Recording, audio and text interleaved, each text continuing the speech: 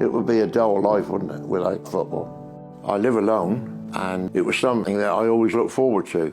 The last 10 years, I found it difficult to get a side where I could have a game of football on Sunday and go back to the pub and have a pint of beer afterwards and a chat with the opposition. You know, that was gone. That was gone.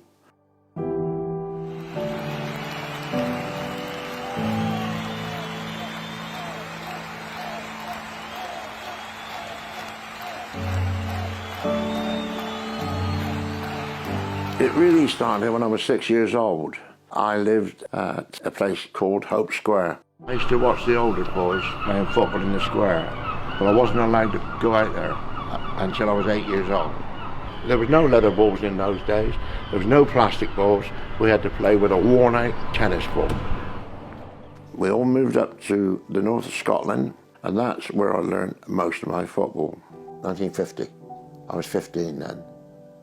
It was hard going in those days, but it toughened me up. I played in probably 10 different football teams. I started playing in the pubs league, and then I was slowing down a bit at that time. So I was asked to join the Wyke Rangers veterans team. Good crowd of blokes, back to the pub afterwards and have a couple of pints and something to eat, talk about the game, etc., etc. And that team lasted almost 40 years. I was with the same team. Football taught me to be 100% reliable. I never failed to turn up for a game, in all winds and weathers. My friends knew that they could rely on me. Football has brought a hell of a lot of things into my life. First of all, friendship with thousands of people who I've played with and played against. It's the friendship that football brings to you. If I'm a bit low in health, on the day of the game, the adrenaline sets in, and I'm away. Today I was away knowing that you were coming down here filming. I was up for it. Yeah, it lifts me a bit. It does lift me. Yeah. My favourite player, by the way, Bobby Charlton. Yeah, great player. Gentleman of football. As the whole package, Bobby, to me, had everything. Like myself, he was never sent off. Bobby could shoot with both feet. Bobby could ride a tackle at speed, and he could score goals. I think there's a bit more clogging goes on in football now, you know, the people coming in and not worried whether they're going to hurt you, you know, put you out of action for a few weeks. It's all about winning now. Win this, must win.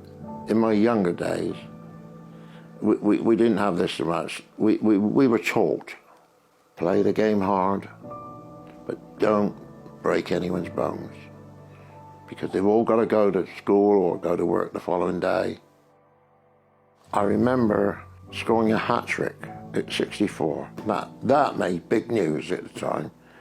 One of our players knocked a lovely ball over the top of everyone, and I was onto it in a flash, and I ran more or less the half of the pitch and scored a hat-trick and scored the third goal. That is one thing that stands out really well in my mind. Yeah, hat-trick at 64. You don't forget things like that. The lowest point was when Wyke Rangers folded and nobody wanted to take the club on, including me. And that was a sad moment for me, because it was difficult for me to get into another side as a veteran. So, yeah, I was on a low then when we folded. After I was diagnosed with prostate cancer, when I didn't play football, probably 3 months or something like that. And then, in the back of my mind, I thought, well, it won't be long now before I'm playing football again. We can't help these things happen in life. And I just take each day as it comes. That's the way it is. I do aim to keep myself physically fit. Everything I eat, I cook myself. I know what to eat. But if I knew definitely what it was, I'd be a rich man. It's nice to know that people are inspired by what I do. I get lots of compliments on Facebook from people saying that I've they've been inspired what I've done, and they're going to take the game up again. It's nice to hear this. It's a nice feeling when I feel that I've done something to involve people in the game again. And only just recently, I was on television with an ex-England goalkeeper, David James, who presented his shirt to me afterwards. Would you like to see it? We both got on very well together, had a good old chat about football, and in the end, he said, would you like my jersey? Well, I couldn't say no, could I? And this is the one he gave me. And he left a message on there which says, to Dickie, good luck with finding another team. Great goals, best wishes, David James. If I go on a football pitch, I want to do useful things. If I'm not doing those useful things, I will be the first one to say, that's it, game's over, hang up your boots. It's got to come sometime, rather. So I have prepared myself for it.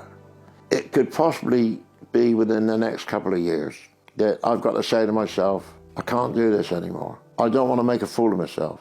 But it will be a sad day because I've always looked forward to that game of football, as I do with my music. I love my music and I love my football. It'll probably be a sad day, but I'll get over it.